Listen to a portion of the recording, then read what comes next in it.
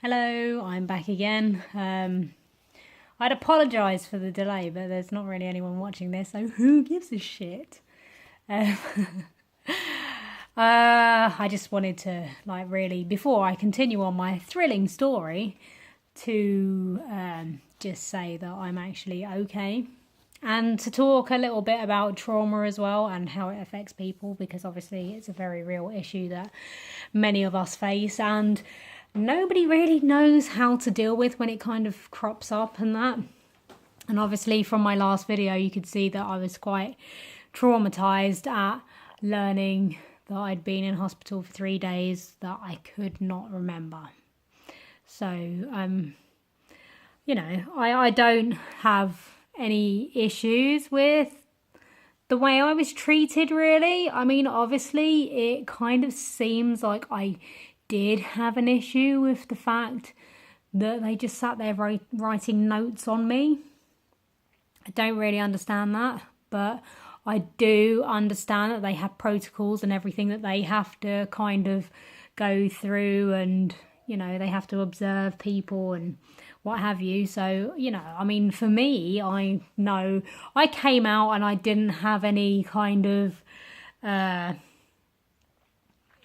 things like dislocated arms and bruises and things like that. So I know that I wasn't treated badly while I was in there. I don't know what happened. It would have been nice, to be able to kind of talk about it afterwards to somebody. There was no support system in place where you could talk to somebody about your experiences or anything like that afterwards. But the system is the way it is, and I personally cannot fault the NHS. I can't. They're supplying a free service, so you can't kind of turn around and go, no, you should be doing this, no, you should be doing that. I mean, yeah, there's probably many things that they should be doing differently and they're not, but at the end of the day, it's free. And somebody on one of the support groups kind of said, where would you have been if that service wasn't available? And I'm like, yeah, I totally agree with that. And I do completely agree with it. I know there's a lot of people out there, and I've read their stories as well, where they have been mistreated and things haven't quite happened in the best way and that. So but I'm not here to really kind of pick holes in any systems or anything like that. That's not really what I want to do. I would rather talk about how to deal with the trauma. So when you find yourself with post-traumatic stress disorder, or as I was suffering from before, I had post-traumatic stress disorder, complex trauma and things like that, how to actually deal with it and how to get through it, and just really basic coping techniques and skills. And I think one of the most important things for people to have when they've had a trauma in their life is understanding. Somebody to just sit there and go, oh, you poor thing. This is how you feel about that. Oh. It may not be the worst trauma in the world, but this is how it's made you feel. I'm so sorry. Just that kind of thing, because I had complex trauma that I didn't know how to deal with, and that they call it borderline personality disorder, which involved self-harming and things like that, and I didn't know how to talk about it, and I didn't know how to communicate because I didn't understand why, or why do you have these tendencies to want to hurt yourself and that. I mean, obviously now I'm older, I understand it a lot more, but at a young age I really couldn't understand it. And my self-harm and that wasn't your typical, I'm gonna cut chunks out of myself or do things like that. It was very subtle. It was very subtle indeed. So nobody ever knew until I got drunk and told my friends about doing weird things like painting with my own blood and stuff like that. That I even knew that I had a problem, but even then I didn't even realise that I had a problem because I was too young to fully understand what it meant, and I'd never heard of it before either. So I know there's a lot. I mean, obviously nowadays, that sort of thing's really easy to kind of talk about, more so than it ever has been. But there's still a lot of adults out there that don't understand that sort of behaviour in themselves, and why would I do that to myself? Why would I abuse myself like that? And there's many different forms of abuse as well. I mean, I spent years abusing myself in many different ways. Like, gosh, I fucking hated myself because I could never see any good in myself. So I just didn't look after myself, and I didn't treat myself properly. And, you know, it's just... It's like a life skill that you kind of just have. It's not a great skill. It's a coping technique. It's a shit one. And it'd be nice if, you know, people didn't have to show that sort of behaviour because they don't know how to express themselves properly. I mean, obviously, I'm coming from a place here where I had a psychiatrist at the age of 19 because I was fucked up. Like, I was just couldn't handle life and everything at that age.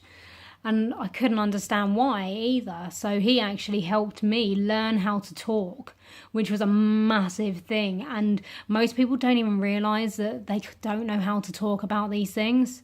They don't even know that they don't know how to communicate.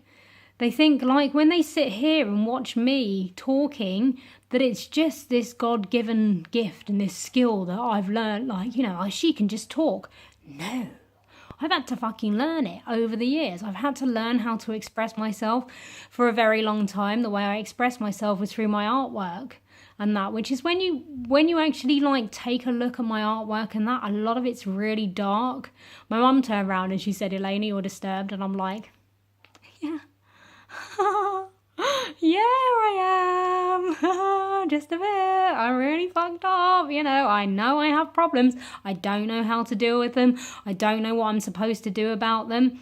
I know I'm fucked up. I keep saying it over and over again in my artwork, in what I'm writing underneath my pictures and everything. I'm like, I'm fucked up. I've got pictures that actually have the title, "I'm fucked up, how are you?" Things like that. I knew I was fucked up, but I didn't know how to unfuck up myself and that. And the only way that I've been able to do it is by going, like, soul searching, deep and meaningfuls, and, you know, really going into myself and putting the pieces back together. So where I'd been broken down in so many different ways from life, from experiences and everything like that, it'd broken me down, and I then had to put myself back together again. And yeah, it would have been a lot simpler probably if I'd had a therapist or counselling and things like that. I mean, I did have cognitive behavioural therapy at one point, and I did my sessions and everything like that, and that was like literally just before I had my awakening that I did all that. Other than that, and a psychiatrist when I was 19, I've had no real help. I've done everything myself because I can't afford it.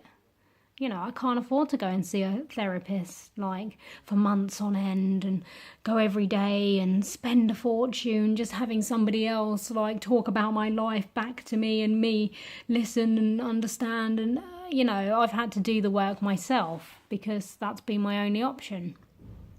I mean, it helped that I did do psychology when I was in college, which really gave me, like, an understanding and a basis to kind of work from with that knowledge. And obviously I've had an understanding of it since. And I love the fact that I turned around to my psychiatrist over here because obviously I had a breakdown in the airport.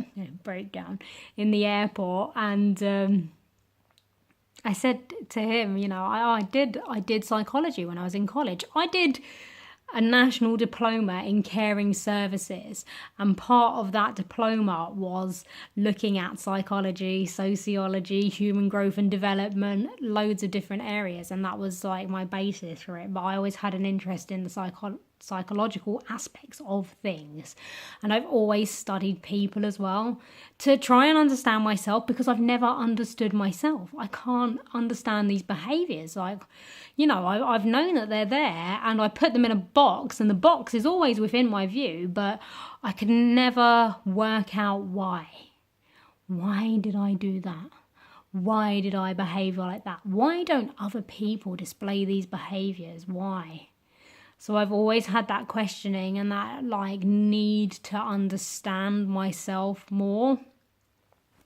So that's just led me to kind of studying psychology. And when I said it to the psychiatrist, he then started using all these really complicated words, and I'm like, I haven't got a fucking clue what you're on about. When I say I studied it in college, I mean like I went to West Herts College in Watford and did a national diploma in caring services. So I wasn't actually fully studying psychology. I had an interest in that subject because it was one of the most interesting subjects that we did.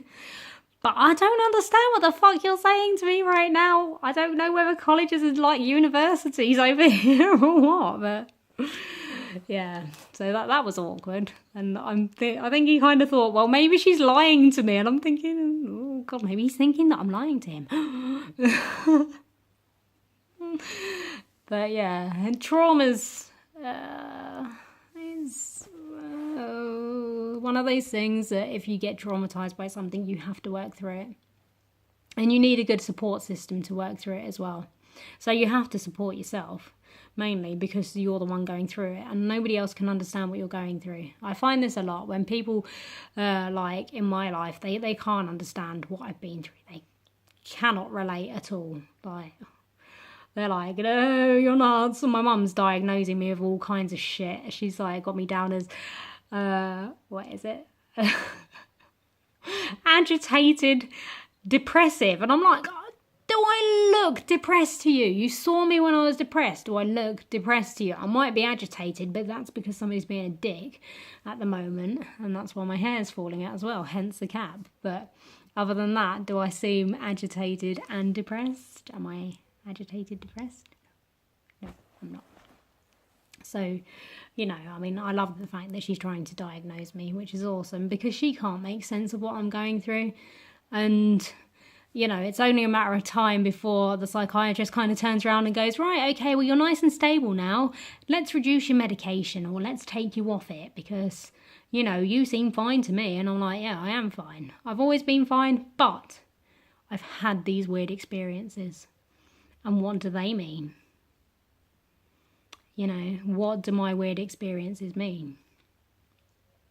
But I'll keep going into those and shedding light on more of that side of things as well, because there's a lot of people out there that go into different states and things like that and don't know how to get out of them, and don't even know that they're in altered states and things like that. So yeah, there's a lot to cover in my videos and that, because obviously I've been through a lot, I've seen a lot, I've had a lot of changes and things like that happening in my life as well. So I clearly have a lot to say.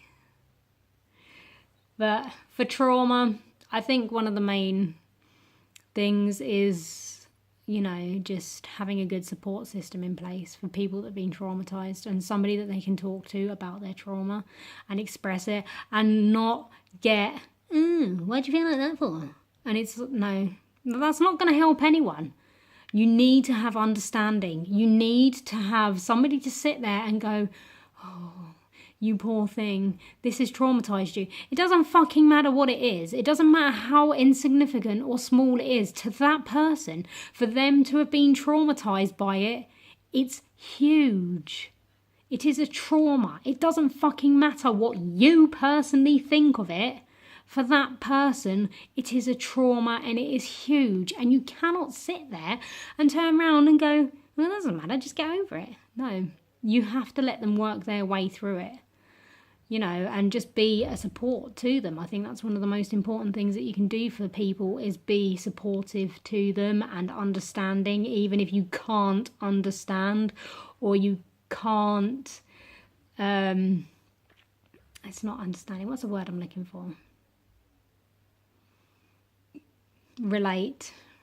Even if you can't relate to what that person's going through, just listening to that person and going, oh, okay, I can't relate to what you're saying, but you're telling me you've been through this, and I can see, like, by your emotions and your expressions and everything that you're saying, that this is really real to you.